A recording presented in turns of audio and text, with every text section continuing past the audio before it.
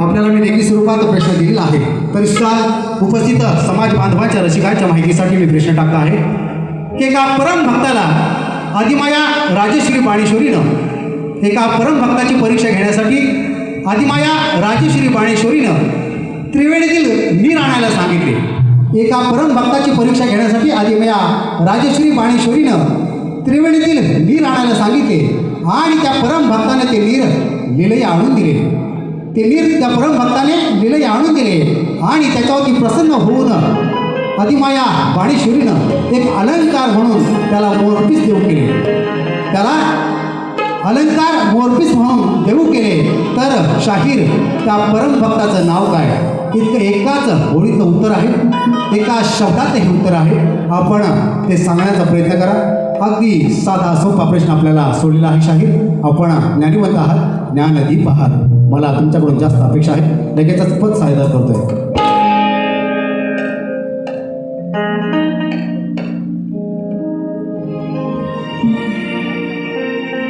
श्री हनुमान भक्त सेवा मंडळ फणसवड रत्नागिरीचे श्री सतीश जोशी यांकडून 500 रुपये पारितोषिक आलेले आहे. मी त्यांचा 36 ऋणी आहे.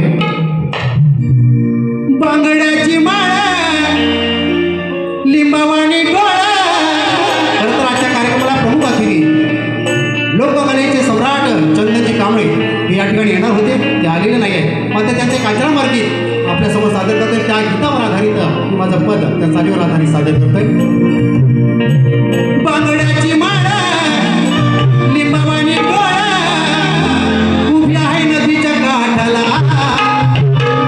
ओ उभी आहे नदीच्या काठाला. लकाबाई पोतराज आला भेटीला. लकाबाई पोतराज आला भेटीला.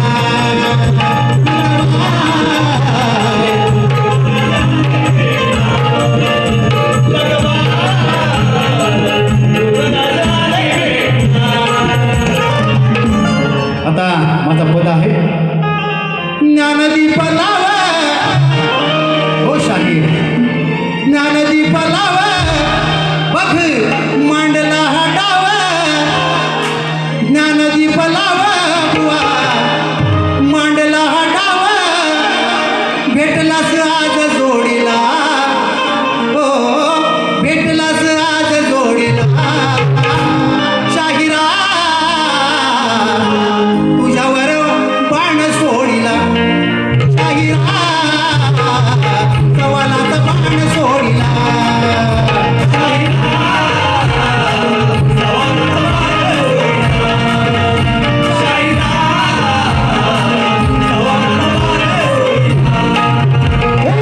ज्ञानदीप लावा मांडीला हटावा. ज्ञानदीप लावा मांडला हटावा. भेटलाच आज जोडीला. हो